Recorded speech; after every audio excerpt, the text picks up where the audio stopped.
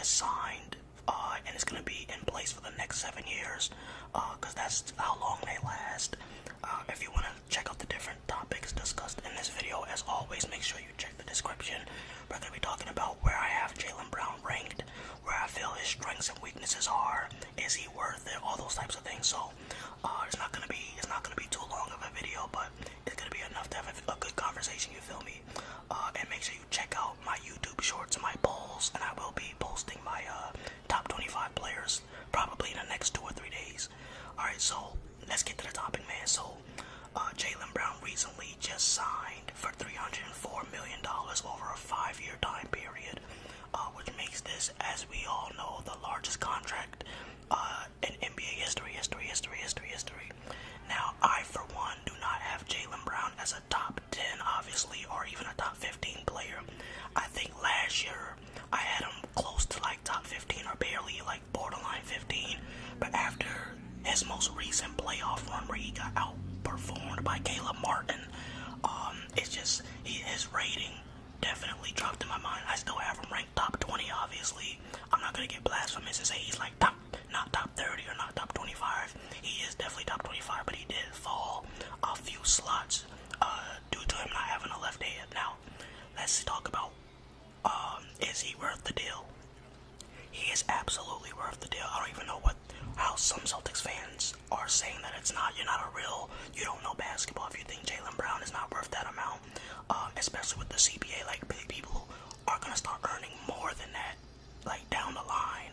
So I'm not really worried about the price, because I know players are going to play, like, they're going to get paid even more from now on. So Jaylen Brown is definitely going to be worth it. We're keeping a player who made all-second NBA team, which means they have him ranked as a top 15 or a top 10 player in the regular season at least. Every year over the last 5 years, his points, rebounds, and assists have gone up. He's been averaging over 20 points the last 3 seasons, and he just had his career high. I think he averaged just under 27 points per game, or like just under 28. Yeah, I'm looking at it right now. He averaged 26.6, 7 rebounds, and 3.5 assists. So yeah, man, his stats have improved every year. He makes second team All-NBA. He's a two-way player now. I will say this about his defense. His on-ball defense is still pretty good, but his off-ball defense has significantly decreased since he's been in the league. For those who don't know, who haven't been like a fan or haven't been following the Celtics or Jaylen Brown came in as a defensive athletic specimen. He was like an absurd athlete, and he had decent handles. So we thought, at least. He was an athletic specimen, decent handles, and he was a good defender, a really good defender. Like, he was on the verge of, like, people were talking about him being like an elite defender. Over the last 2 years, where his offense has really kicked up a notch, his defense has started to fall off. I noticed that.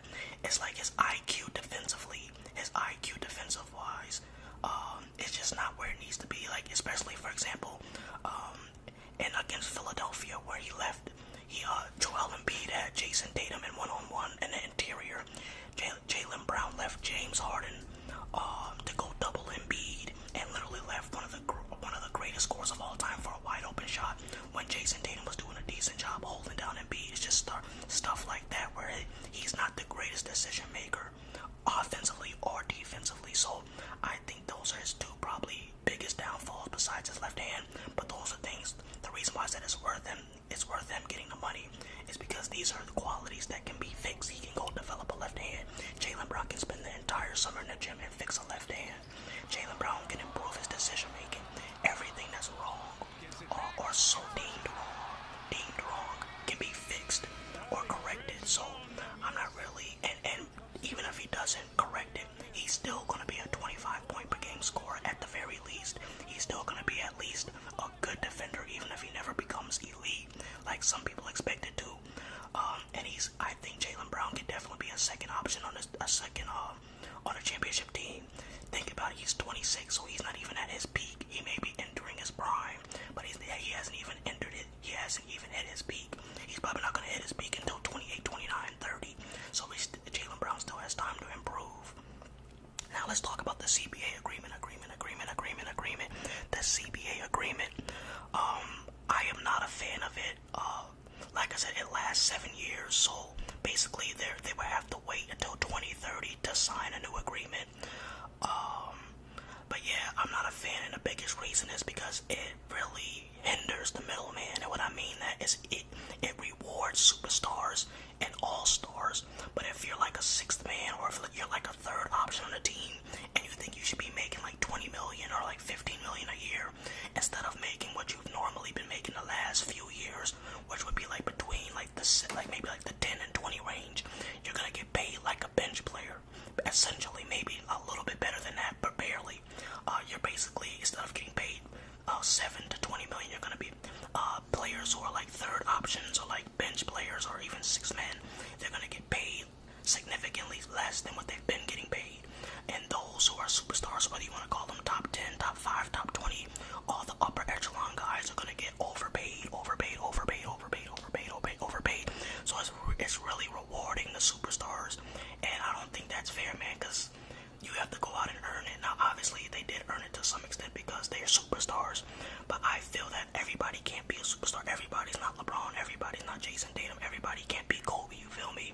There are good players who deserve to be making tens of millions of dollars. You're telling me Rudy Gay or Klay Thompson shouldn't be making tens of millions of dollars and should be getting paid like bench players because they're not the number one option or because they're not labeled as superstars? No, that's blasphemous.